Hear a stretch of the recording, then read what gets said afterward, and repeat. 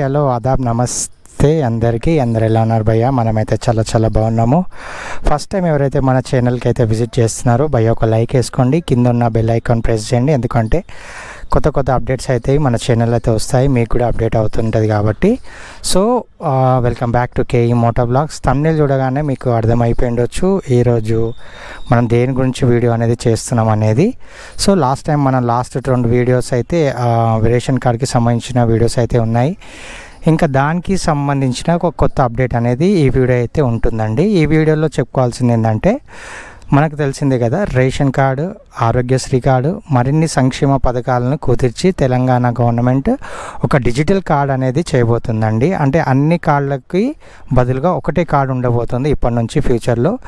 మరి మనం అనుకున్నాం కదా, October 2 ఎవరైతే రేషన్ కార్డులు ఎవరైతే అప్లై చేయలేదో ఇది ఒక మంచి ఆపర్చునిటీగా భావించి అప్లై చేసుకోవచ్చు. October 2 నుంచి అంటే నెక్స్ట్ మంత్ నుంచి అప్లై అయితే చేసుకోవచ్చు. మరి ఇందాక చెప్పినట్టు డిజిటల్ కార్డు అది ఎప్పుడు స్టార్ట్ అవుతుందంటే అది కూడా త్వరలోనే స్టార్ట్ అవబోతుంది.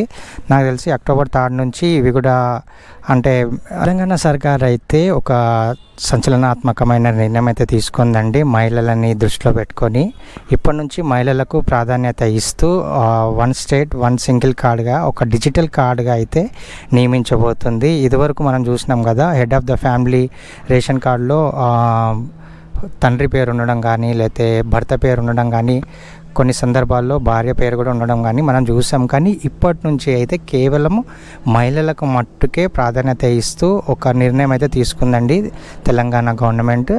ఇంకా ఏదైతే మనం చూస్తుంటాం కదా, రేషన్ కార్డుకి ఒక సైడ్ అయితే మహిళ పేరు ఉంటుంది, ఆమె డీటెయిల్స్ ఉంటాయి, ఇటు సైడ్ ఏమో వాళ్ళ ఫ్యామిలీ డీటెయిల్స్ ఉండబోతున్నాయి ఇప్పుడు వచ్చే రోజుల్లో అయితే. October 2 నుంచి అయితే మనకు తెలిసిన విషయం ఏంటంటే, October 2 నుంచి అయితే మనం రేషన్ కార్డ్ అయితే అప్లై చేసుకోవచ్చు. అది ఆఫ్లైన్ ఆన్లైన్ అనేది మనకు October 2 నుంచి అయితే తెలియబోతుంది. ఎవరైతే రేషన్ కార్డ్ లేదు, ఎవరికైతే రేషన్ కార్డ్ లేదో వాళ్ళైతే రేషన్ కార్డ్ అయితే అప్లై చేసుకోవచ్చు.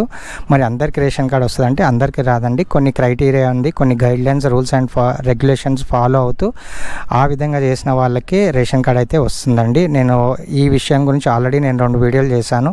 ఒకవేళ అర్థం కాకపోతే ఆ వీడియోలు చూసుకున్నట్లయితే మీకు తెలుస్తుంది. నేను కావాలంటే డిస్క్రిప్షన్ లింక్లో కూడా పెడతాను, నేను డిస్క్రిప్షన్లో లింక్ అనేది యాడ్ చేస్తాను నేను.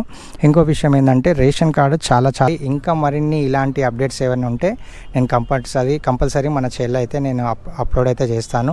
ఒకవేళ ఈ వీడియో కనుక మీకు నచ్చినట్లయితే like, share, comment and don't forget to subscribe. And అప్పటి వరకు ఉంటాను. Take care and bye.